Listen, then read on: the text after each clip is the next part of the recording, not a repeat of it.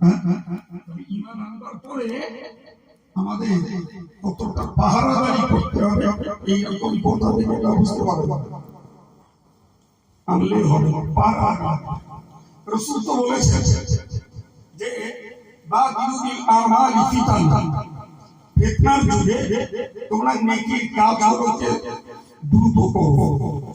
দ্রুত মানে নামাজ শুরু করে তাড়াতাড়ি করো, নামাজটা শুরু করতে তাড়াতাড়ি করো। দুটো কথা একদম আলাদা। নামাজ শুরু করে টপাটপ মেরো, বরং নামাজটা শুরু করাটা দেরি করি। কেন? হুজুর বললেন তাকে তো ওই লাইভে বুঝলি, ওই ফিতনার জমানাটা হলো আধা রাতে টুকরে উঠো, তার মানে আধা রাতে। আচ্ছা বলেন আজকে ইলেকট্রিক যুগ, তো বৈষয়িক মানুষগুলো জানে একটা পিরিয়ডে এসব রাস্তা রাতে বেলা অন্ধকার ছিল না, পাকা তো দূরের কথা, রাস্তাটা কাদা গাড্ডায় ভরা ছিল। এখন এই আধা রাতে যদি কাছে একটা লাইট থাকে, লাইটটা মেরে মেরে পথটাকে চিরে চিরে যাওয়া যাবে, বা কাদা গাড্ডা পেরিয়ে পেরিয়ে যাওয়া যাবে। কিন্তু বলে যদি কাছে লাইট না থাকে স্বাভাবিক ভাবে পথ চলতে চচ্চর করে, আবার নোংরা কাদা পানি লেগে যাওয়ারও ভয় আছে। রাসূল বলছেন আখিরি জমানাটা এমন জমানা যে জমানাতে মানুষ ধর্ম করবে, তো ধর্ম করতে গেলেও গা চকচক করবে। আপনি তাকিয়ে দেখুন, আপনি একটা কাজ করছেন সওয়াব পাবেন, আর একজন বলছে কাজ করলে পাপ পাবো, আর একজন একটা কাজ করছে সওয়াব হবে, আপনি বললেন ওই কাজটা পাপ। এরকম ভিন্ন ভিন্ন মত আছে না? গিজ গিজ করছে আছে মানে আমরা নামাজ পড়ছি কানে হাত তুলে নাভির নিচে বসে, আর একবার বললো নাভির নিচে বাঁধতে হবে, এত ঢুকিয়ে দিয়ে আমরা ইমাম সাহেব দলিল করে শেষ করছে, আমরা আস্তে করে বলেছি আমিন, আর একবার চিল্লাচ্ছে বলছে আমিন। কেন বলে? হ্যাঁ, তাহলে আমরা যেটা করছি তাদের কাছে এটা সওয়াবের কাজ না পাপের কাজ। আর একদম যেটা করছে আমরা দেখছি ওইটা সওয়াবের কাজ না, ওইটা পাপের কাজ। ঠিক না? তাহলে আপনি ধর্মের জায়গায় দাঁড়িয়ে ধর্ম করছেন, তারপরে আপনি সন্দেহ মুক্ত না বলবো জানি কি করতেছি, আমাকে আলেমরা বলেছে করতেছি, আবার ওই ইউটিউবে শুনতে পাচ্ছি বাংলাদেশের একদল আলেম তারা বলছে কাজ করা যাবে, বলছে না বলে না। এইটাই হলো ওই আধারে চলার সমতুল্য। আদালতে চলছে শুকনো রাস্তা, মনে করুন একটা ব্যাগ রাত মেরে শুকনো পাতায় পড়েছে, তারটা খস করে সহ্য হলো, তো খস করে সহ্য হলো, আমার ধানটা আটকে উঠে সাথে খস করলো না, ঘটনা ঘটনা যাচ্ছে আধারে আধারে ঝাপসা দেখতে হচ্ছে কেটা কেটা ঘুরিয়ে দিয়েছে, চোখ নাকি জেনে তো মনে হবে না, হবে না। তাহলে আদালতে পথ চলতে যেমন গা চকচক করে, ঠিক আখিরি জমানাতে আপনি একনিষ্ঠ মন নিয়ে এক এক ধর্ম করবেন, সেখানেও আপনার সন্দেহ। এরপরে এটাই আমার আলোচনার বিষয়, যে একদম লোক সকালবেলা ঘুম থেকে উঠবে, সে ইমানি হালাতে থাকবে, ওই ওইটাই কাফের। সন্ধ্যাবেলা ওই লোকটা কাফের হয়ে যাবে, মাত্র কয়েক ঘন্টার ব্যবধান। আল্লাহ নবী বললেন ওই ওইসি মুমিনা, সন্ধ্যাবেলা একজন লোক থাকবে ইমানদার, ওই বিহুর কাফের, রাত পার না হতে ওই লোকটা কাফের হয়ে যাবে। কার কথা?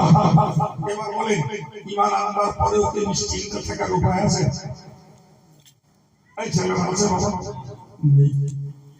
নেই, হুজুর এও বলেছে ইয়াবিউ দীনাহু বিআরাদিন মিনাদ দুনিয়া, ওই জমানায় মানুষেরা আর ধর্মটাকে বিক্রি করে দেবে দুনিয়ার সাথে।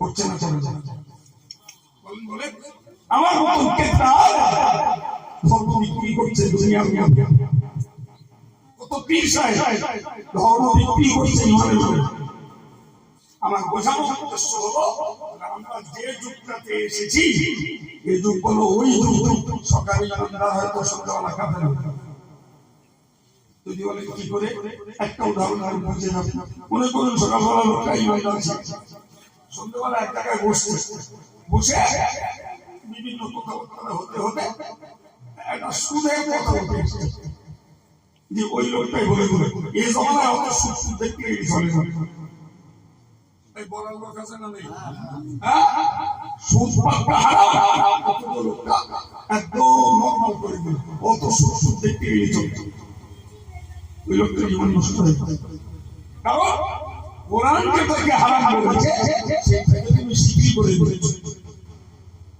সকালবেলা একজন লোক কাঁচা ঘুমিয়ে উঠে গেছে ব্যবসায়ী মানুষ ব্যবসা করে তো সকালবেলা চা খাবে দোকানে গেছে দোকানদার এসে দোকানদারের স্টোভটা জ্বালিয়ে সে টিভি নবনব দোকান মানে তো প্রায়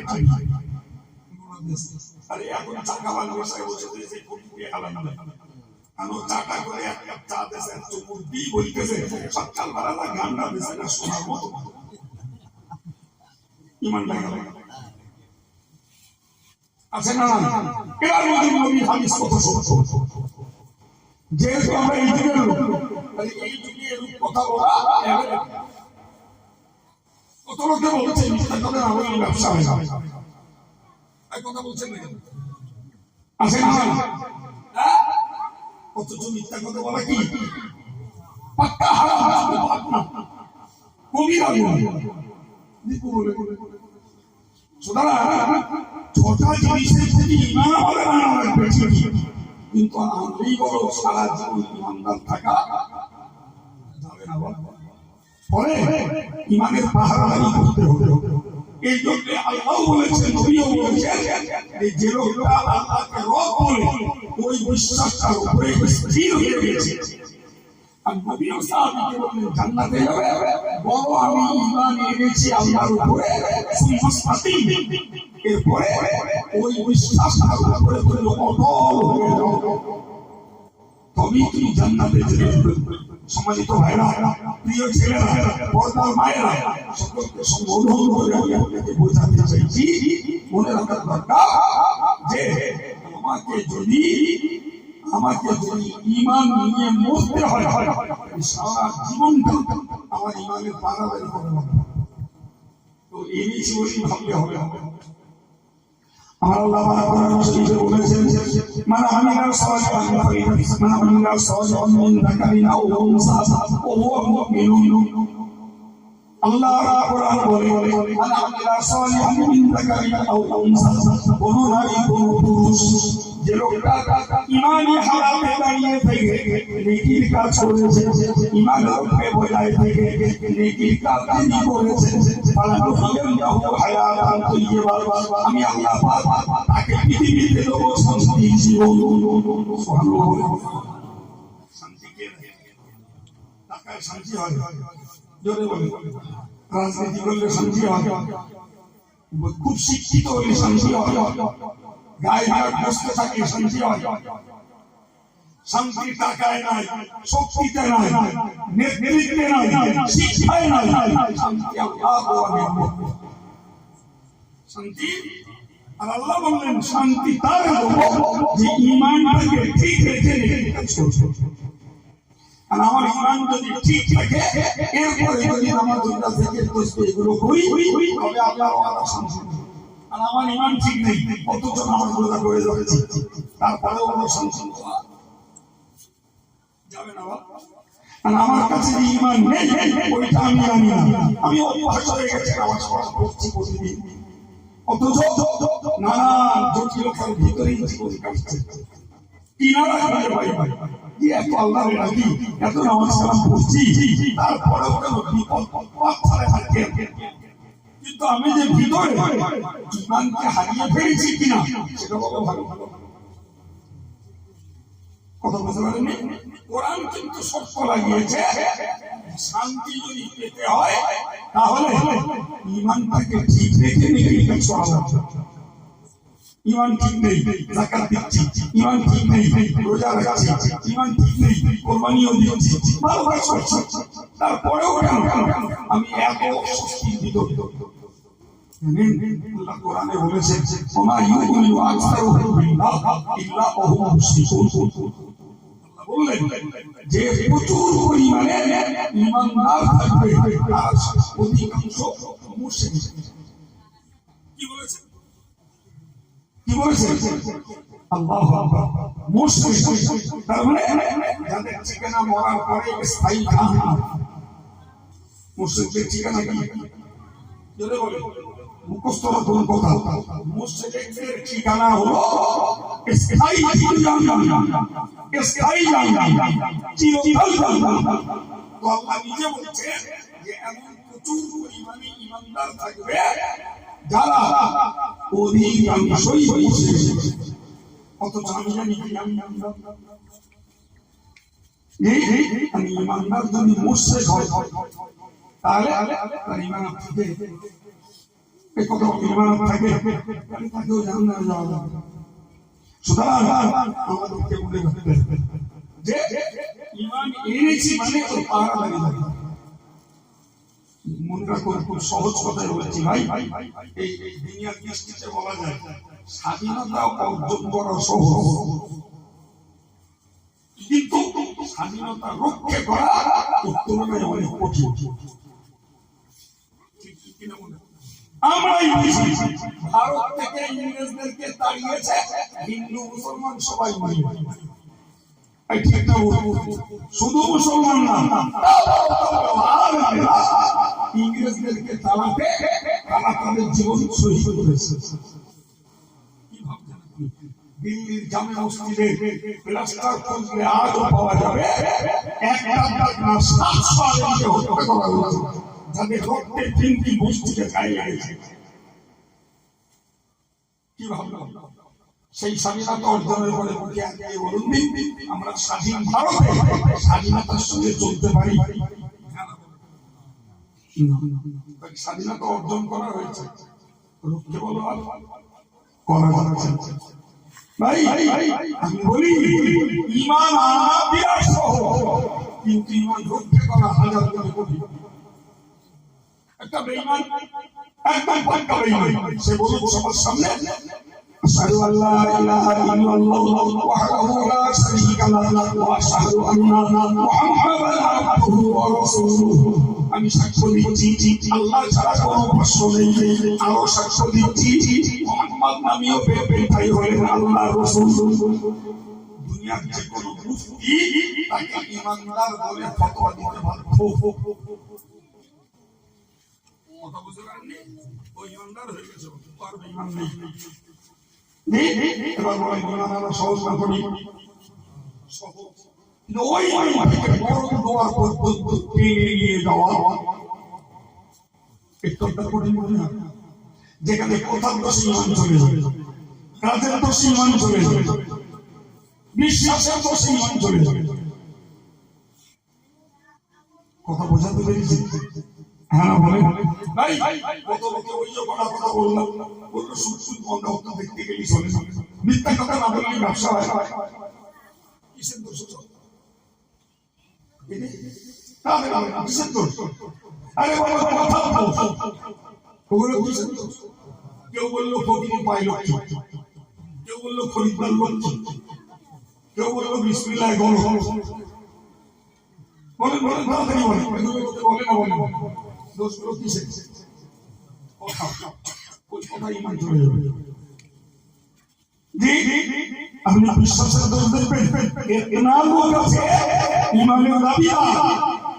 অথচ ডাক্তারখানায় যে বলছে, মানে ডাক্তার আমি খুব দেখছি, আমার বাড়ির কারো কিছু নেই, তোমার ওষুধ না খালি সারি না। তাই হ্যাঁ হ্যাঁ বলার লোক আছে না নাই? কি বললে তুমি? ডাক্তার ডাক্তার সারা না আইএসআই কোম্পানির ওষুধের রক্ষা কে সারা? আমাদের প্রধান দোষ বিশ্বাস কি করছো? কি করেছো? আপনি জানেন মাইকে বলেছি, পরিষ্কার করছি সত্য কথা। মুসলিম ঘরে কেতনা ছেলে যারা অমুসলিম গাড়ির ড্রাইভার অথবা খালাসি অথবা কন্ট্রাক্টর, বিশ্বকর্মা পুজোর দিনে রীতিমতো তারা তাদের প্রসাদ খাচ্ছে, সেখানে বোনাস নিচ্ছে, জামা প্যান্ট নিচ্ছে, সেখানে পুজোর সঙ্গে তারা জড়িত। হ্যাঁ বলে একটা দাগ মনে করেন হাজার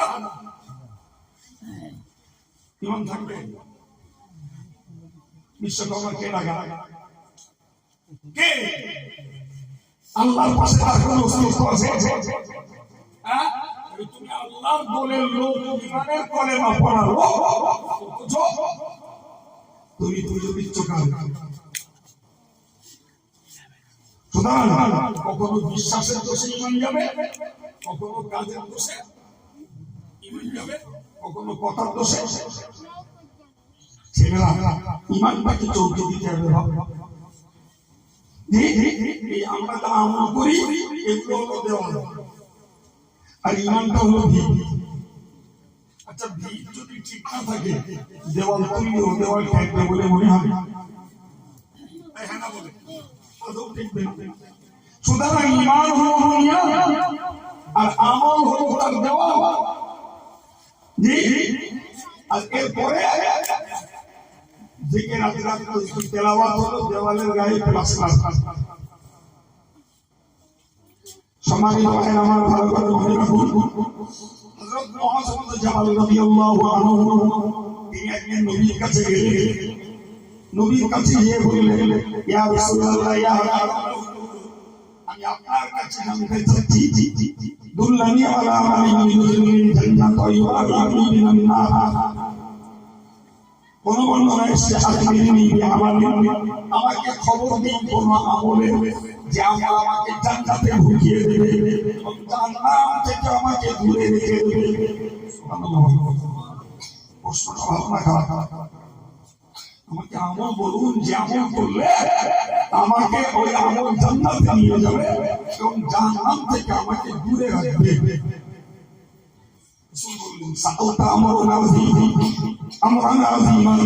ও সাহাবী, তুমি একটা মারাত্মক বিষয়ে প্রশ্ন করেছো। বিষয়টা খুব গুরুতর বিষয়। তোমাকে আমল বলবো তাতে তুমি জান্নাতে যাবে আর জাহান্নাম থেকে বাঁচবে। বললেন তুমি একটা মারাত্মক বিষয় জানতে চেয়েছো। বলে বললেন তাআবুদুল্লাহ ওয়া লা তুশরিকু বিহি শাইআন, যে আমল তোমাকে জান্নাতে নিয়ে যাবে সে আমল হলো তুমি আল্লাহকে এক বলে জানো, আল্লাহর সঙ্গে কাউকে অংশীদার বানিও না। এটা জীবনের ডিউটি, তুমি আল্লাহকে এক বলে জানো, অংশীদার জানো আল্লাহকে বানাও না। নাম্বার 2, তুমি সালাত, তুমি 5 ওয়াক্ত নামাজকে কায়েম করো। নাম্বার 3 বললেন অতুক্তি যাকাত, তোমার গোটা বছর সংসার চালানোর পরে উদ্বৃত্ত যে অর্থ রয়েছে শতকরা 2.5 টাকা হারে হারে যাকাত দাও। নাম্বার 4 অতাসুম রমজান মাসে রোজা রাখো। নাম্বার 3 অতাহুল বাইদা, কাবা বাইতুল্লাহর হজ করো। ওটা হলো 5টা না গনে গনে আমি বলো বলেছি আপনারা এবার আল্লাহকে এক বলে যাও, নামাজ কায়েম করো, যাকাত আদায় করো, রোজা রাখো, হজ করো। এই 5টার আবার 3টে ভাগ, সবার জন্য, কেউ বাদ যাবে না।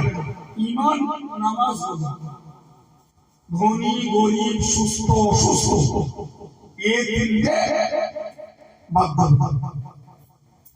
তবে অসুস্থর জন্য রোজাটা ছাড়া যাবে, কিন্তু ঈমান আর নামাজ কোন অবস্থাতেই বলেন ছাড়বেন। এরপরে যে লোকটা সারা বছর সংসার চালিয়ে যা টাকা উদ্বৃত্ত হয়েছে, 2 মিনিট বুঝুন, প্রত্যেকটা মুসলমানের যাকাত, এই সংসার চালাতে গেলে না তার সুবিধা হলো বছরের শুরু আর শেষ ঠিক তাই আপনি বৈশাখ থেকে ধরবেন না জানুয়ারি থেকে ধরবেন না মহরম থেকে ধরবেন। দুনিয়ায় তো এই 3টে বছর চলে, ঠিক কিনা? একটা শুরু বৈশাখ, একটা শুরু জানুয়ারি, একটা শুরু মহরম। কিন্তু আমার সংসার, আমার ব্যবসা চলছে ধরে ধরা যাক আষাঢ় মাস থেকে শুরু, কারো এপ্রিল মাস থেকে শুরু। যার যেখানে বছর শুরু, 1 বছর ঘোরার পরে যেদিন 12 মাস শেষ হবে ওই দিন হিসাব করবো। এর মাঝখানে রোগে টাকা ব্যয় করেছো, জমি কিনেছো, বাড়ি করেছো,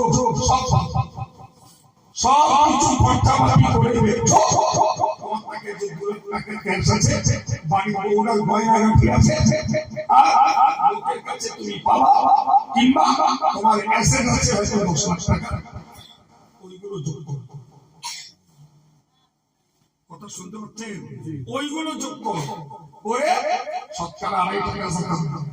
তবে তোমার গুলো যোগ করে দেখলে হয়েছে 5 লাখ, আর তোমার মার্কেটে দেনা আছে 2 লাখ, ওই 2 লাখ টাকা খালি থাকবে ওই 3 লাখ টাকা জাকাত দিতে হবে।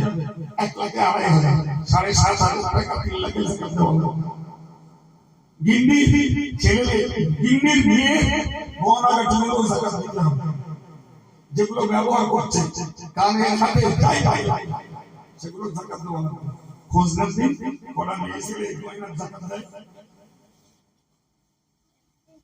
খারাপ বলছি না, জানেও না যে গয়নার জাকাত দিয়ে, জানেও না। তো আমি আপনাকে বোঝাতে চাই না, এটা হলো যাকাতের হিসাব। এরপরে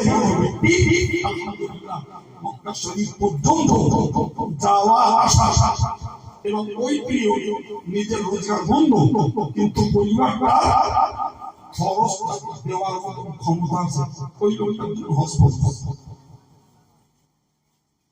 করা হলো। ইমান, নামাজ, রোজা, যাকাতের টাকা হয়েছে, এরা হজের টাকা হয়েছে, এরা তার যাকাতের টাকা নেই, হজের টাকা নেই। ওই বেচারা ইমান ঠিক রেখে নামাজ রোজা করলি ফরজ হুকুম পালন। কথা বোঝা গেল? এরপরে হজের হুকুম ফিতরা দিতে হবে, কুরবানি দিতে হবে। ভাই তো রাসূলুল্লাহ সাহাবীকে বললেন যে আমল করলে তুমি জান্নাতে যাবে, সে কথা হলো এই পর্যন্ত করে আল্লাহ পাক আমাকে বললেন, ও সাহাবী, আমি কি তোমাকে খবর দেবো না, আমি কি তোমাকে বলে দেবো না এমন আমলের কথা যে আমল তোমার জন্য জান্নাতে নিয়ে যাবে, জাহান্নাম থেকে বাঁচাবে। ওই নবী বললেন, আস-সাওমু জান্নাতুন, রোজা হলো জাহান্নামের আগুন থেকে বাঁচার। সুবহানাল্লাহ বলে, রোজা মিষ্টি বড় গায়ের কাছে এসেছে,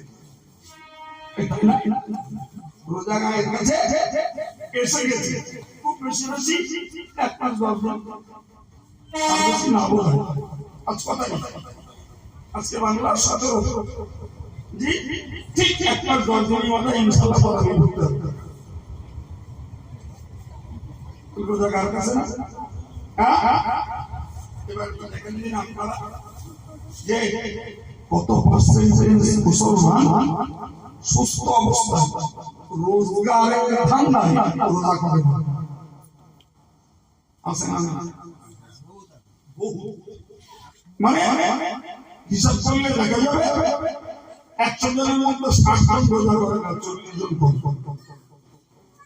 অথচ যে 40 জন রোজা রাখছে তাদেরও বড় খাটনি আছে, তারা বড় ঠান্ডা করে শুয়ে থাকে না, তাদেরও কাজ আছে, একই সমাজে একই পাড়ায়। জি কেউ ভ্যান টানে, ও ভ্যান টানে, কেউ ইটি ভাটায় কাজ করে, ও ইট ভাটায় কাজ করে, কেউ মাঠে কাটে, ও মাঠে কাটে, কিন্তু মাঠে গেছে ভ্যান টেনে ইট ভাটায় কাজ করে রোজা রাখছে, আর একটা বেমালুম কষ্টের দুঃখে দিয়ে রোজা ছাড়ছে।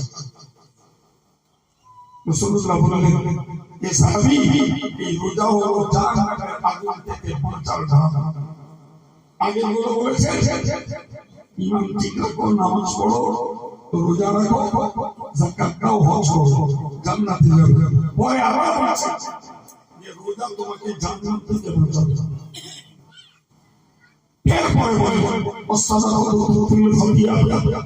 তুমি জীবনে গুনাহ করেছো, পাপ জীবনে করেছো, দান তোমার গুনাহগুলোকে সব মোচন করে দেবে। কামাই ফিরুল মা যেমন আগুনে পানি ঢেলে দিলে আগুন যেমন নিভে যায়, দান যদি তুমি করো, দানের বিনিময়ে তোমার গুনাহগুলো ওই রকম মুছে যাবে, নিভে যাবে। ভাই এটাও জাহান্নাম থেকে বাঁচা। এরপরে নবী করিম সাল্লাল্লাহু আলাইহি ওয়াসাল্লাম ওই সাহাবীকে বললেন, ও সাহাবী, মনে রাখো তোমার জীবনের শ্রেষ্ঠতম কাজ হলো ইসলামটাকে ধরে রাখা, তোমার জীবনের খুঁটি হলো নামাজটাকে কায়েম করা, তোমার জীবনের উচ্চ শিখর হলো ইসলামের উপরে টেকার জন্য জিহাদ। কি করা? কি করা? জিহাদ। জিহাদ মানে মারামারি না, আদৌ ভুল বলে আমাদের দেশের সাংবাদিকরা ও বেদরীয় লেখকেরা বলে জিহাদ মানে মারামারি। জিহাদ মানে হলো চেষ্টা করা। জিহাদ মানে কি? চেষ্টা করা। কিসের? যে আমি ধর্মের উপরে দাঁড়িয়ে থাকবো, এর জন্য চেষ্টা করব। আমি অধর্ম থেকে বাঁচবো, এর জন্য চেষ্টা করব। এই সাধনা সংগ্রাম, এই চেষ্টাটার নামই হলো জিহাদ। এই চেষ্টাটার নাম জিহাদ।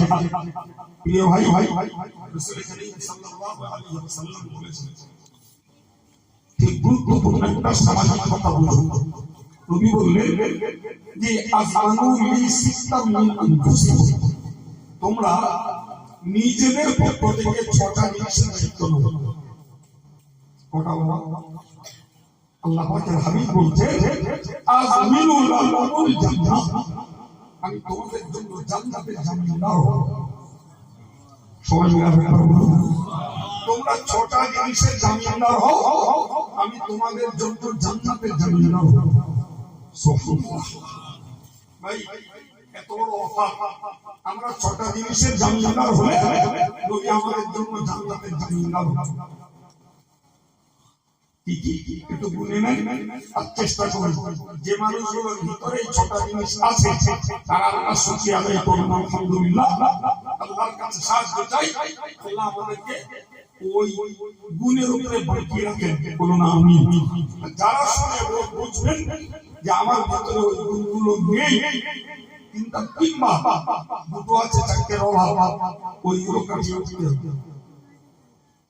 নাম্বার 1, আল্লাহ পাক নবী বললেন, আস্তাগফিরুল্লাহ হাকাসুম, ওগো উম্মতে মুসলিমান, তোমরা যখন কথা বলবে সত্য কথা বলা লাগবে। তুমি যদি জীবনে সত্য কথা বলা অভ্যাস তৈরি করো, সত্য কথার উপরে তোমার জীবনটাকে দাঁড় করাও, আমি আল্লাহর নবী বলছি 6টা অংশে এক অংশে জান্নাতের জামিনদার হয়ে যাবো। সত্য কথা বলা। রাসূলুল্লাহ হাদিসে বলেছেন, সত্য মানুষকে নাজাত দেয়, সুবহানাল্লাহ, অল্প ইউহুলি, আর মিথ্যা মানুষকে ধ্বংস করে।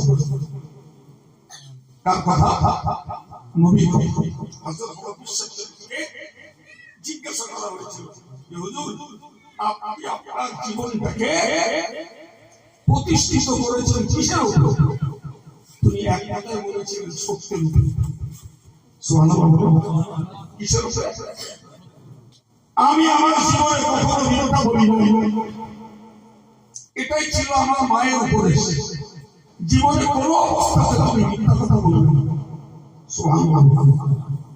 আপনারা কখনো শুনে থাকবেন যে হযরত বড় বিশ্বাস রাহমাতুল্লাহ আলাইহির মা, তাকে শিশু এই বগলের নিচে 40টা সোনার টাকা কাপড় দিয়ে সেলাই করে দিয়ে বাগদাদে যাচ্ছিল একদল ব্যবসায়ী, ওই দলে ঢুকিয়ে দিলেন, বাবা আমার এই বাচ্চাটাকে তোমরা বাগদাদে যে এসে দিও। কারণ ওই জমানায় বাগদাদ ছিল এলমের কেন্দ্র। তো মা ছেড়ে দিলেন আর বলে দিলেন, যাও বাবা, মিথ্যা কথা বলো, বেঁচে থাকলে দেখা হবে, না বেঁচে থাকলে কিয়ামতে দেখা হবে। সুবহানাল্লাহ। এরাও বড় বড় সেই ব্যবসায়ী দল ডাকাতের কবলে পড়ল। তাদের ডাকাত ধরল, ধরে এক এক করে প্রত্যেকের কাছ থেকে মাল সামান যা যা সব কাটল। ডাকাত কাটলেন যে সর্দার, শেষ বেলায় ওই দলের লোকেদের জিজ্ঞেস করলে কারোর কাছ থেকে কিছু নিচে বাকি আছে? একজন বলল, হুজুর সবার কাছ থেকে নেওয়া হয়েছে, তবে ওই বাচ্চা ছেলেটা, ওরে বললাম তোমার কাছে কি আছে? ও বলল, আমার কাছে সোনার টাকা আছে। তোর কথা আমার বিশ্বাস হচ্ছে, সেই জন্য ওইটাকে আমি আর চেক করি। তো ডাকাত সরকার তাকে দেখেছি, এ বলছে, বাবা তোমার কাছে কি? বলছে সোনার টাকা আছে। কটা? 40টা। কোথায়?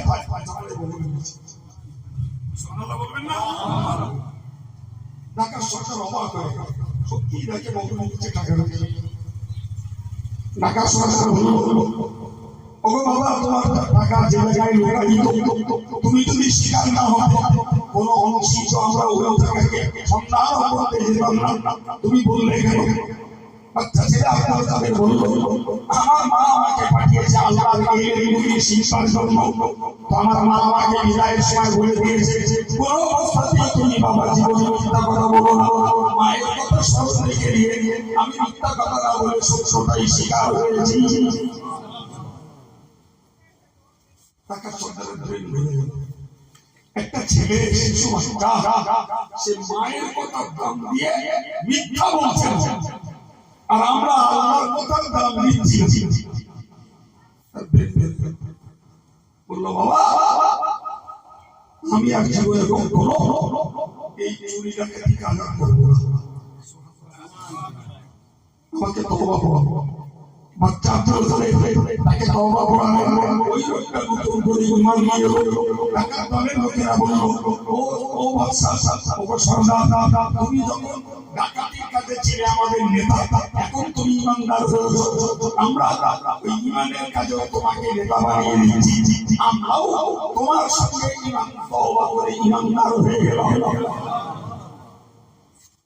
কি প্রমাণ হলো যে একটা সত্য কথা শুধু নিজের উপকার করে না, বরং কার্যক্ষেত্রে অনেক মানুষের উপকারে আসে।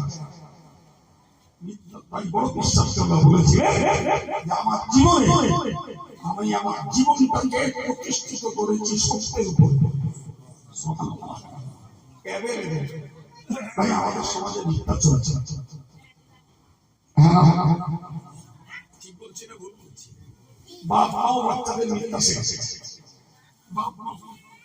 এমনি তো ব্যবসায়ী লোকেরা বলছে, নেতা লোকেরা বলছে, এছাড়াও স্বামী স্ত্রীর কাছে মিথ্যা কথা বলছে, স্ত্রী স্বামীর কাছে মিথ্যা কথা বলছে, ছেলে মেয়ে বাপ মার কাছে মিথ্যা কথা বলছে, বাপ মা ছেলে মেয়েদের মিথ্যা শিখিয়ে দিচ্ছে।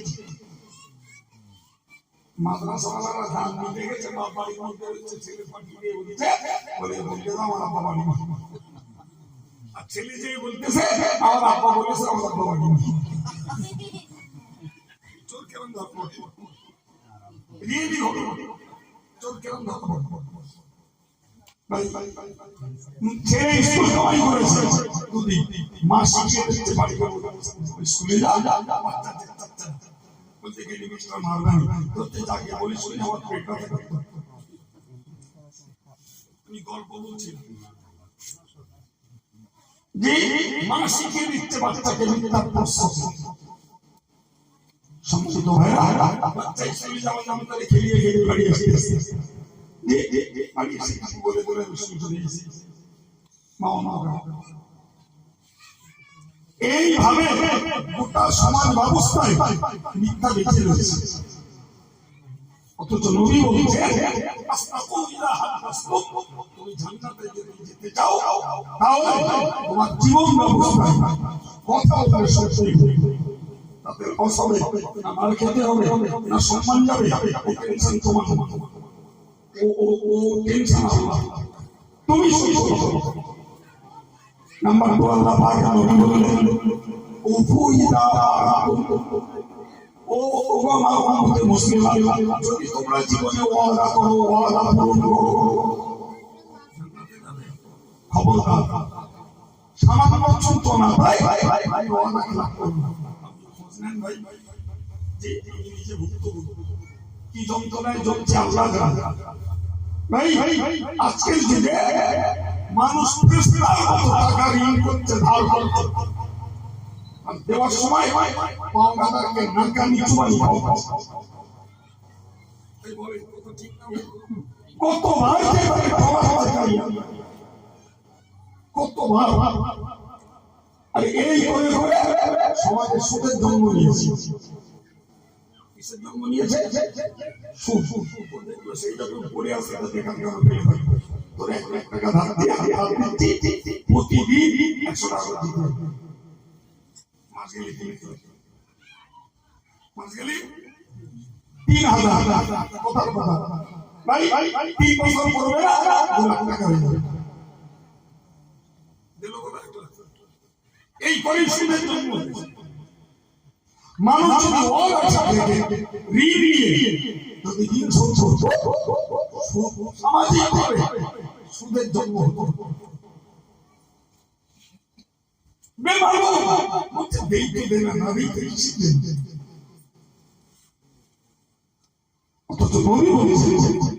যদি তুমি জান্নাতে যাও ওয়াদা করলে পুরো করবো, ওয়াদা করলে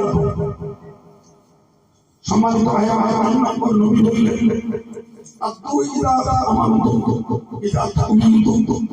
যদি কখনো কোনোদিন কোন জিনিসের দায়িত্ব গ্রহণ করো তাহলে তুমি সেই দায়িত্ব থেকে পূর্ণ মাত্রায় আদায় করো। মনে করুন আমার কাছে টাকা জমা রেখেছে, সে যখনই তখনই টাকা দিয়ে ভাই সত্যি কথা বলতে কিছু লোক আমার কাছে টাকা জমা রাখে, তবে ভাই আমি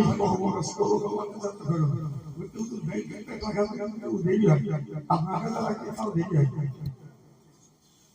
কি করবো লোকের টাকা খুশি যে যেভাবে না এরকম মুক্ত করে ফেললে টেনশন থাকে। যদি 10 টাকা নষ্ট হয় মুক্ত করতে হবে। রাসূলুল্লাহ বলেন যদি জীবনে তুমি কোন অর্থ সম্পদের আমানতদারি গ্রহণ করো ওটাকে যায় আমানত থেকে আদায় করো। আল্লাহ কোরআন বলেছে ইন্নাল্লাহা ইয়া'মুরু আন তু'আদ্দাল আমানাতি ইলা আহলিহা। মহান আল্লাহ কোরআন শরীফে বললেন কুল আমানাতি ইলা আহলিহা, আমানতের পাওনাদারকে তাকিয়ে দিয়ে দাও। সামাজিক একটা কথা বলি, আমি আপনার সাথে বাড়ি থেকে এসেছি কাজ করতেছি মাঠে, একজন দেখে বললো ভাই কাজ টাকা দাও। আমি বললাম তো ভাই হাফিজ সাহেব দাও, আমি দিয়ে আসি। করে না করে না কাজটা বলুন, কোথায় বলুন, পূরণ করুন, বিষয় বলুন, করে না করে না সপ্তাহখানি পরে হাফিজ সাহেব বলছে ভাই সাহেব কেস থেকে করি। আমি সেই করিম তো করিম দেইনি না তো করিমের কাছে আমি সেই কেস থেকে কই বলতেছে ওই রহিম সাহেব বলে তুই তো সেটা ওরা আসার বাড়ি দিয়ে আসার কথা তো দেইনি। ঘটে না সর্বনাশ করছো তুমি, সর্বনাশ করছো। ওরে যদি উপকার করতে হয় ভাই আমি আজকের কাছ থেকে নিলাম, আপনার কাছে জিএসটি চলে লাগে। এর নাম আমার এর নাম কি আমার আমি শুনলে অবাক হয়ে যাব। একটা বুড়ি ভিখারি তার ছেলে বিয়ে নয় কেউ বুড়ি ভিক্ষে করে আর নিজে ঝুঁকি নিজে একটা হয় তো ভিক্ষে করে করে হাজার খানিক টাকা দুনিয়া একজন বলছে বাবা আমি মরে গেলে কেটে আমার কাপড় না দেয় তার ঠিক নেই, তুই আমার কাপড় রাখবি দিস। সপ্তাহখানিক পরে পরে জমে তো বুড়ি গেছে ধরতে ধরতে গিয়ে বলছে ওই টাকাটা দাও, আমি এখন সুস্থ একটা ট্রিটমেন্ট হয়ে নেই, বেঁচে থাকলে আবার জোগাড় করে তোমার কাছে দেওয়া বলতে তুই সেই মরে গেলি কাপড় কিনতে দিবা বলেছিলে খরচ করে মরে গেলি কাপড় দেওয়া। আমরা কি মনে হচ্ছে মরে গেলে ওর কাপড় দেবে? সব তো করিনি গো, সেটা খাওয়া বলতেছে মরে গেলে খাবো, সেটা খাবেন জি, এর নাম আমানত নয়, এটা আমানতের খেয়াল, এটা আমানতের বিশ্বাস। সামাজিক এই দোষ হচ্ছে আমাদের বাঁচতে হবে। অপরদিকে কিছু বিষয়ের দায়িত্ব আছে। আমি বসেছি আপনাদেরকে কোরআন হাদিসের সঠিক কথা শোনাবো, এটা আমার আমানত। ইনি একজন বিচারক, দুটো বিবাদী গোষ্ঠী এনার কাছে বিচার নিয়ে গেছে, ওদের বলে সঠিক বিচারটা করে দেওয়া এনার কাছে আমানত। একজন মাস্টার মশাই, তার কাছে গার্জিয়ানরা ছেড়ে নিয়ে দিয়েছে, ওই মাস্টার মশাই হচ্ছে বাচ্চাগুলো আমার, তাদেরকে আদর্শ শিক্ষা দেওয়া।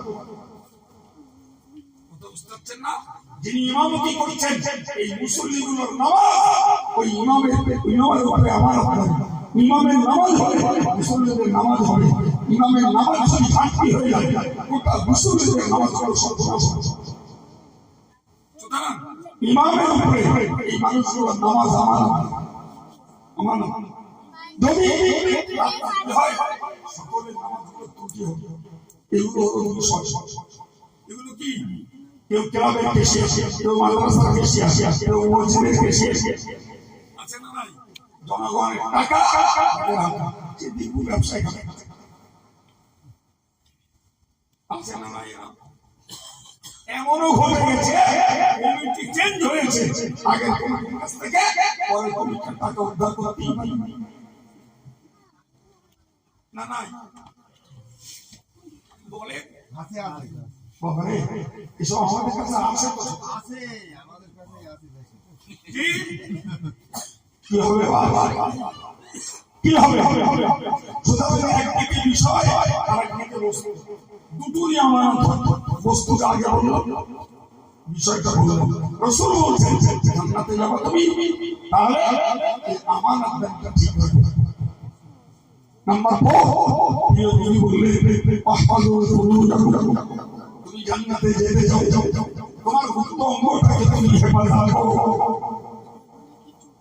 জি, কি স্বামী কি স্ত্রী, কি পুরুষ কি মহিলা, স্বামী স্ত্রীকে ব্যবহার করতে পারে, স্ত্রী স্বামীকে ব্যবহার করতে পারে, কিন্তু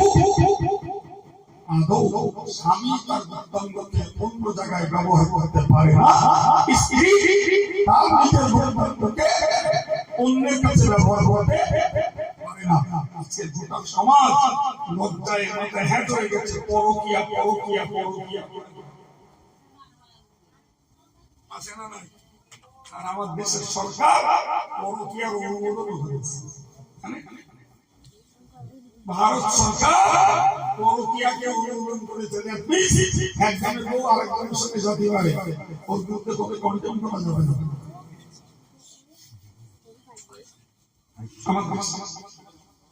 অথচ নবী বলেছেন তুমি তোমার গুপ্তাঙ্গকে হেফাজত করো, জান্নাতের জামিনদার হও।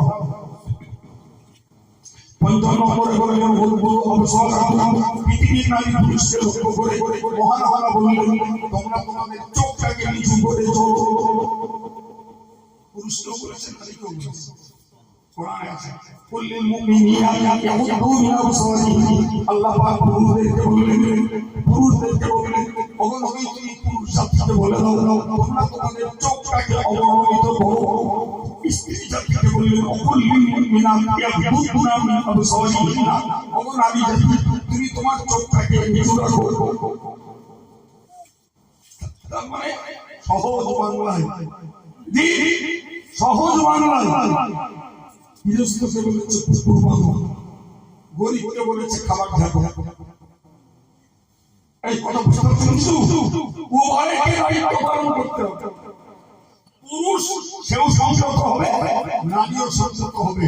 সমাজে অশ্লীলতা ব্যভিচার মহাপাপ বন্ধ হবে।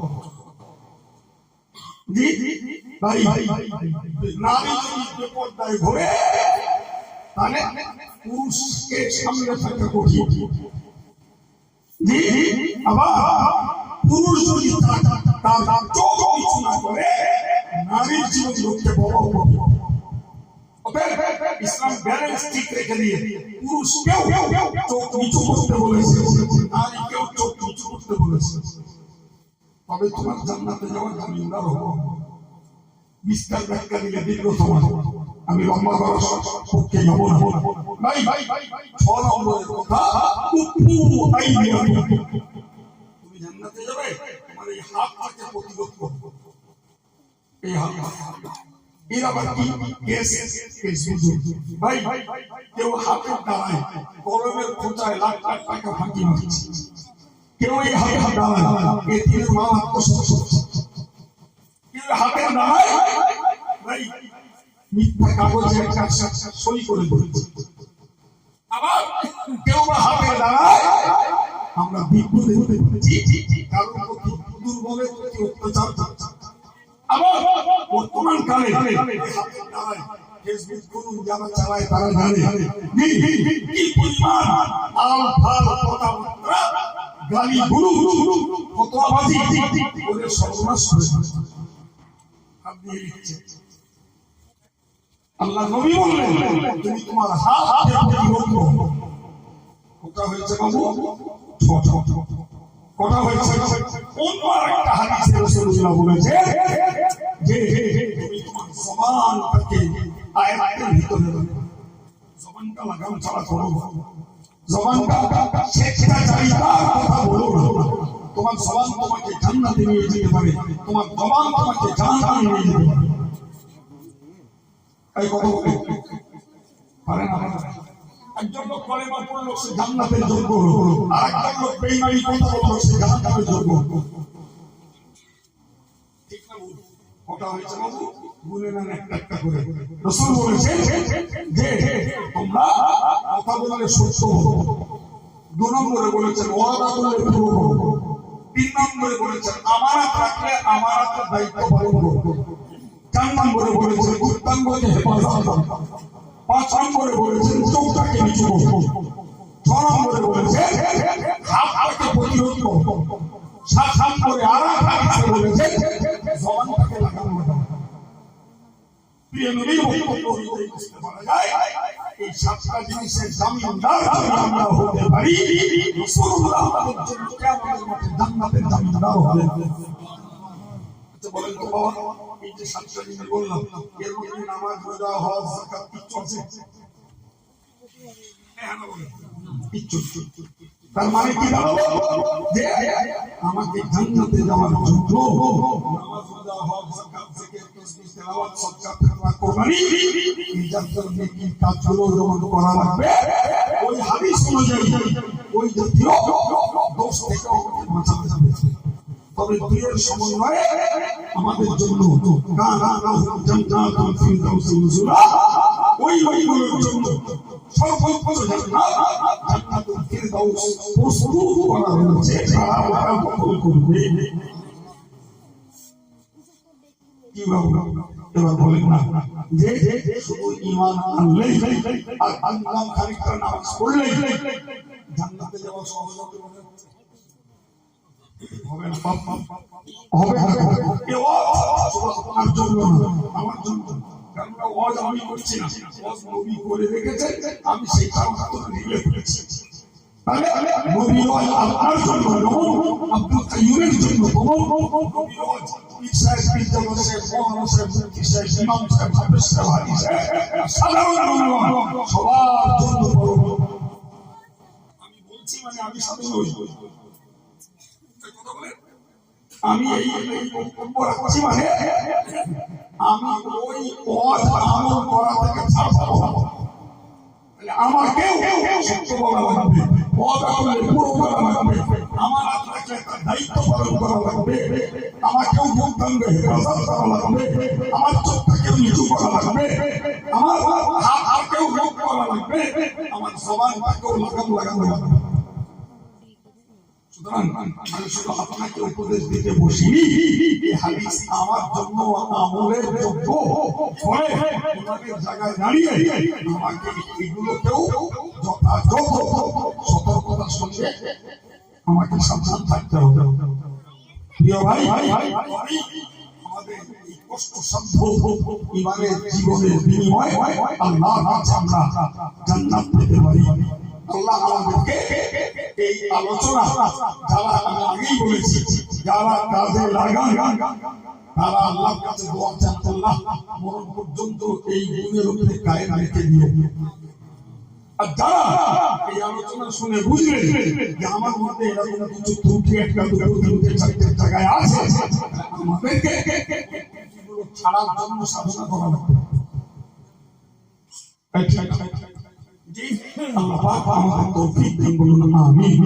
সম্মানিত ভাইরা, বক্তব্য বলাবো না, এক ঘন্টা কথা বলেছি, যদি এই এক ঘন্টার কথাই আমরা কাজে লাগাই মরণের পরে ন্যায় পাওয়ার জন্য যথেষ্ট জ্ঞান আল্লাহ আমাদেরকে পাইয়ে দিয়েছেন।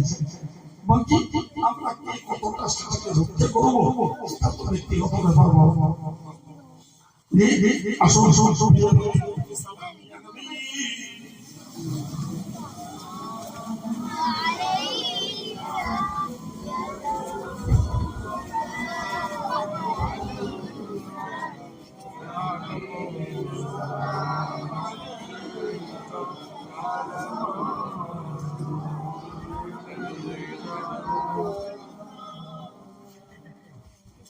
नबी नामो प्यारा अर्श हक ने पुकारा, सच पैगंबर है हमारा सलावतुल्लाहि अलैका या नबी।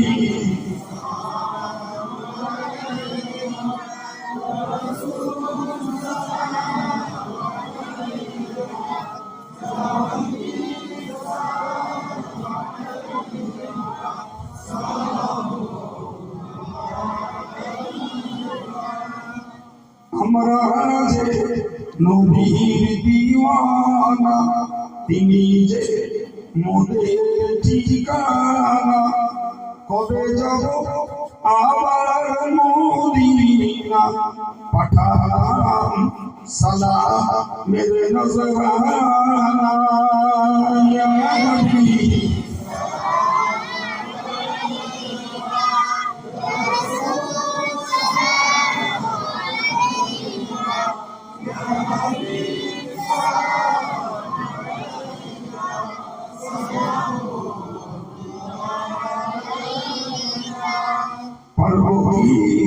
যেতে মদিনাতে পাবো কি পাক রওজা দেখিতে, বারে দেখা দাও নবী সকলেতে, কবে যাব আবার মদিনাতে ইয়া নবী।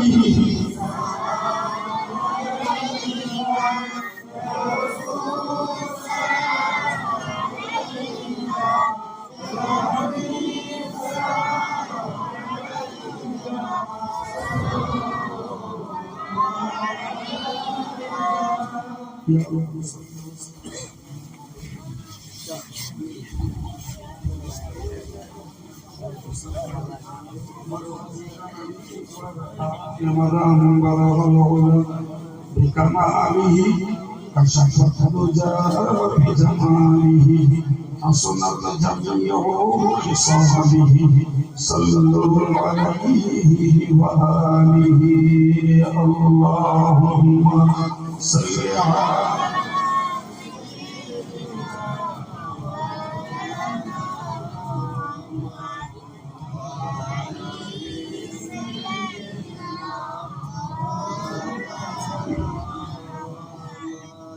সম্মানিত ভাইরা।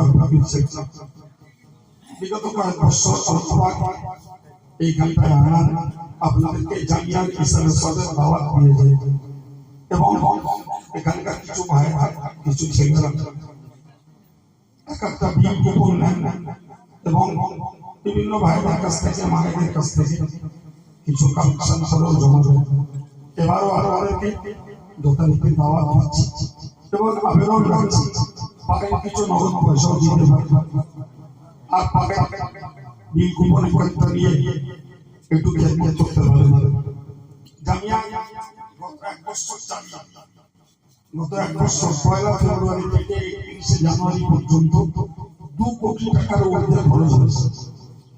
এখনো সঠিক হিসাব শেষ হয়েছে।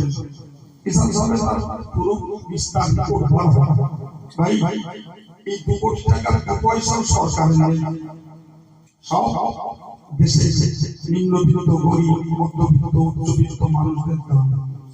আমিও কিন্তু দাম না, আমার নিজস্ব পয়সা নয় ভাই। সেই জন্য এই ইসলামের পক্ষে বৃহত্তম এই প্রতিষ্ঠানটা চালাতে আমি দেশবাসীর কাছে দাবি রাখি। দেশের মানুষেরা আর্থিক সহযোগিতা দেন, আল্লাহ চালিয়ে দিচ্ছেন। আজকাল থাকবো না, জাতির সম্পদ জাতীয় প্রতিষ্ঠান জাতীয় মাঝে থেকে যাবে। তাই এইখানকার ভাইয়ের কাছে মায়ের কাছে আমার আন্তরিক ভাবে দাবি রইল, যদি কাছে 10, 50, 100 টাকা দিতে পারেন, যদি মনে করেন হুজুর আজকে নেই পরে দেবো সেও দিতে পারেন। তো জোয়ান ছেলে 150 টাকা আমাদের ভাই তিনিও 110 টাকা 100 টাকা দিয়েছেন। আমার অবস্থায় 500 টাকা দিয়েছে। আল্লাহ মঞ্জুর করুন, আমিন। নারে তাকবীর, নারে তাকবীর। দাতাগণ নারে তাকবীর। আর ছেলে 150 টাকা দিয়েছে। তো আমি সবাই বলতে আসতে বলে দাও কেমন লাগে। যদি সত্যি তো একজন দিতে চান, একটা ভাই একটু ভুললে বলবো, নিজেরা বসে দেখি কিছু দিতে পারে। আমাদের কালেকশন করেই চলে। একটা ছেলে যদি একটু মজলিসটা ঘুরে আসে, তো মায়েরাও যদি পারে তাহলে একটু সহযোগিতা রাখুন, কিছু সহযোগিতা করুন ভাই। তো যদি কোনো ভাইয়ের পকেটে হাত দিয়ে কিছু পাওয়া যায়, আমার একজন ভাই উঠেছে, ওদের কাছে একটু দেন, ওদের কাছেই দেন। আমার যুবক ভাই 100 টাকা দিয়েছে। আল্লাহ কবুল করুন, বলুন আমিন। আর একটু জোরে বলেন আল্লাহুম্মা আমিন। নারে তাকবীর, নারে তাকবীর। সম্মানিত ভাইরা, জি ইসলাম জবরদস্তি করে না, দাবি করে, আবদার করে। তো আমি আপনাদের কাছে ইসলামের পক্ষে একটু দাবি রেখেছি, আমরা করেছি। যদি কোনো ভাইরা সম্ভব হয়, কোনো মায়ের দ্বারা যদি সম্ভব হয়, আমার একজন ভাই 50 টাকা, একজন 100 টাকা, আল্লাহ কবুল করুন, বলুন আমিন। নারে তাকবীর। মজলিসেও দেখছি আমার দুজন ভাই বলছেন, তাদের কাছেও কেউ বলছেন, যদি কারো দ্বারাই সহযোগিতা করা সম্ভব হয়, 2 কোটি টাকা খরচে হয়তো এই গ্রামে কালেকশনে 1000 টাকা থাকতে পারে। এবার বলুন, এভাবে 2 কোটি টাকা জোগাড় করতেও কতটা হেডেক নিতে হয়, কতটা হেডেক নিতে হয় সেটাও নিশ্চয়ই আপনারা আন্দাজ করতে পারছেন। জি সকলেই বিসমিল্লাহ সহ সূরা ফাতিহা শরীফ, ইখলাস শরীফ, দুরূদ শরীফ একটু পড়ুন। সবার কারো আব্বা মা, কারো দাদা দাদি, শ্বশুর শাশুড়ি ইন্তেকাল করেছেন, সকলের জন্য, সকলের জন্য।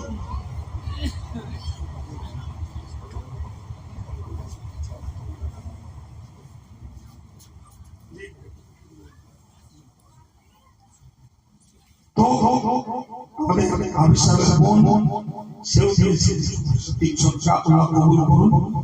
তো আমি আপনাদের কাছে আবার একবার স্বপ্ন করছি, জামিয়া হিসেবে সরে আসবে, সকলকে দাওয়াত রইল।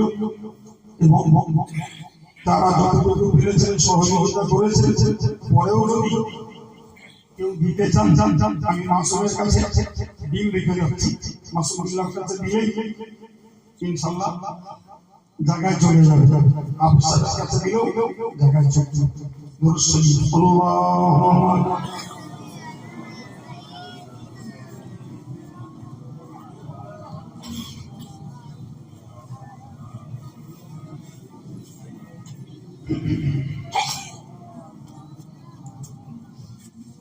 اللهم الحمد لله رب العالمين والصلاة والسلام على سيد المرسلين وعلى آله وأصحابه أجمعين. ربنا ظلمنا أنفسنا وإن لم تغفر لنا وترحمنا لنكونن من الخاسرين. ربنا فاغفر لنا ذنوبنا وكفر عنا سيئاتنا وتوفنا مع الأبرار. মেহেরবান আল্লাহ তোমার গুনাহগার বান্দা গুনাহগার তোমার কাছে স্বীকার করছি আল্লাহ। আমাদের জীবনের জানা অজানা ছোট বড় যত গুনাহ জীবনে করেছি সমস্ত গুনাহগুলোকে তোমার গফফারের ওসিলায় তুমি মাফ করে দাও আল্লাহ। গুনাহ করেছি তোমারই কাছে ক্ষমার জন্য দুটি হাত তোমার কাছে চেয়েছি আল্লাহ। তুমি আমাদেরকে এই মজলিস থেকে বেগুনাহ বানিয়ে ঘরে ফিরতে দাও আল্লাহ। আমাদের জিন্দেগি ইবাদত আমলগুলোকে দয়া করে তুমি কবুল করে নাও রব্বুল আলামিন। আজকের এই সুন্দর আলোচনার মজলিসটাকে তুমি কবুল করো দয়াময় আল্লাহ। সওয়াবের আশায় ওই ওসিলা দোয়া দরুদ তাসবিহ তাহলিল তাবারুকের ব্যবস্থাপনা খাস করে আল্লাহ কত কোরআন মায়ের তেলাওয়াত করে পাঠিয়েছেন রব্বুল আলামিন। সকলের জবানের ভুল আর বেয়াদবি তুমি মাফ করে কবুল করে নাও। খুশি হয়ে তোমার করুণার ভান্ডার থেকে যে সওয়াব তুমি নসিব করো সর্বাত পেলে মুদের প্রাণ প্রিয় রাসূল সাইয়্যিদুল মুরসালিন রাহমাতুল্লাহি আলাইহি হুজুরের পাক রূহের সওয়াব তুমি বখশিশ করে দাও। হুজুরের আওলাদ সওয়াব সাহাবায়ে কেরাম তাবেঈন তাবা তাবেঈন পিয়ারে তরিকাত বুজুর্গানে দ্বীন হুজুরের সওয়াব পৌঁছে দাও আল্লাহ। মক্কা শরীফ মদিনা শরীফ কুফা বাগদাদ বাসরা নাজাফ দিল্লি সারাহান পাঞ্জাব আজমির গুজরাট সারা ভারতে গোটা বাংলার মাটিতে যত মাহবুব বান্দা মাহবুবা বান্দি চলে গেছে সকলের সওয়াব পৌঁছে দাও আল্লাহ।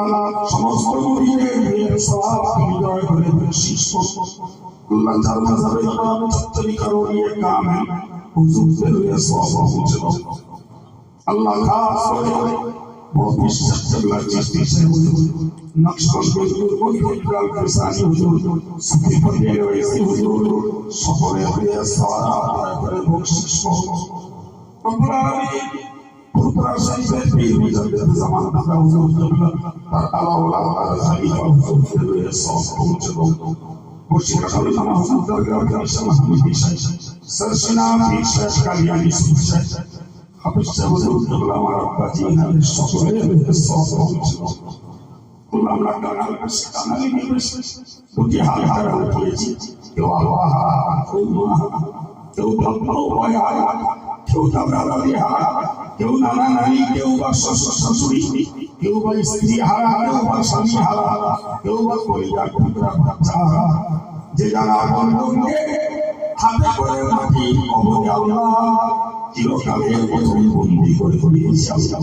তারা ফিরবে না আমাদের কাছে কিছুই চায় না শুধু তারা চায় তোমার কাছ থেকে ক্ষমা তারা চাই তোমার কাছ থেকে শান্তি আল্লাহ। তাদের হয়ে আমরা তোমার কাছে বিনতি করছি আল্লাহ। আমাদের আপন জনে কারোর কবরে যদি আযাব থাকে আল্লাহ তুমি আযাবুল কবর থেকে নাজাত দাও আযাবুল কবর থেকে তুমি নাজাত দাও আল্লাহ। তাদের কবরগুলোকে নূর নূর বানিয়ে দাও। খাস করে সাহেব দাওয়া দাদা নবী যারা কবরস্থ হয়েছেন আল্লাহ তুমি সকলের জিন্দেগির গুনাহ থেকে মাফ করে দাও আল্লাহ। এর সওয়াব আমি তুলে দিতে আল্লাহ। প্রত্যেক কোরআন ওসিলা করে তাদের কবরগুলোকে নূর নূর তুমি বানিয়ে দাও আল্লাহ। তুমি আযাব দিলে করো আমার হয় না তুমি ক্ষমা করলে তোমার কোনো নকশান নেই আল্লাহ। তোমার শরীর বান্দা বান্দিদের আযাবের কষ্ট থেকে নাজাত দিয়ে ক্ষমা শান্তি তুমি নসিব করে দাও দয়া করে আল্লাহ। তারা অসহায় কবির ছাড়া তোমার রহমত ছাড়া তাদের কোন সম্পদ কিছুই নেই আল্লাহ। তুমি তাদের মাফ করে আল্লাহ। কোন অজানা মুহূর্তে আমরা ওই মরণ পথের যাত্রী হবো জানি না। আল্লাহ বলতেন আগে আমাদের গুনাহগুলি মাফের ব্যবস্থা করে দিও আল্লাহ। গুনাহ থাকলে আমাদের কাউকে ডেকো না আল্লাহ। আল্লাহ আমাদের গুনাহগুলো মাফ করিয়ে আমাদের ডাক দিও আল্লাহ। যতদিন বাঁচিয়ে রাখো খাঁটি সুন্নাত ওয়াল জামাতে আকীদা আর আপনি গায়ে রেখে দিয়ে তোমার আমার রাসূলের সংকল্প আমল করার তৌফিক দিও আল্লাহ। যতদিন বাঁচিয়ে রাখো হক হালাল যতদিন বাঁচতে দাও বিপদ থেকে ধৈর্য দাও মুক্তি দাও রোগ থেকে তুমি সুস্থতা দান করো আল্লাহ তাআলার দরবারে বিনতি করি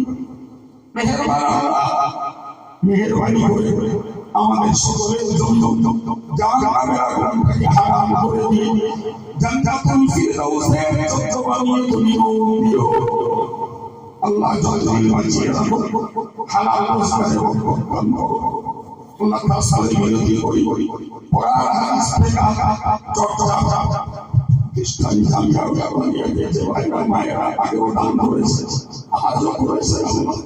দানগুলোকে দুর্গতি থেকে হেফাজতের ওসিলা বানিয়ে দাও। দানের বিনিময়ে নেক মনোবাঞ্ছা তুমি পূর্ণ করে দাও। এ দানের বিনিময়ে দানগুলো জাহান্নামের আগুন থেকে বাঁচার ঢাল বানিয়ে দাও। মৌতের সময় কলেমা পড়িয়ে দিও মৌত কবরে হাসরে মিজানে সিরাত সর্বত্র আল্লাহ তোমার রহমত দিয়ে আমাদেরকে হেফাজত করিও আল্লাহ।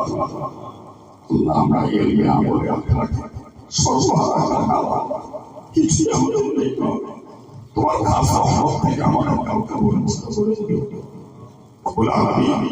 আল্লাহ কত মানুষ রোগে ভুগছে, কত মানুষ জেনে রোগের বাচ্চারে ভুগছে আল্লাহ। রব্বুল আলামিন তোমার দরবারে বিনতি আল্লাহ আমাদের পরিবার পরিজন সকলকে তুমি হেফাজত সকলকে তুমি হেফাজত সকলকে তুমি হেফাজত করে إن الله بصير بالعباد سبحان ربك رب العزة عما يصفون وسلام على المرسلين والحمد لله رب العالمين.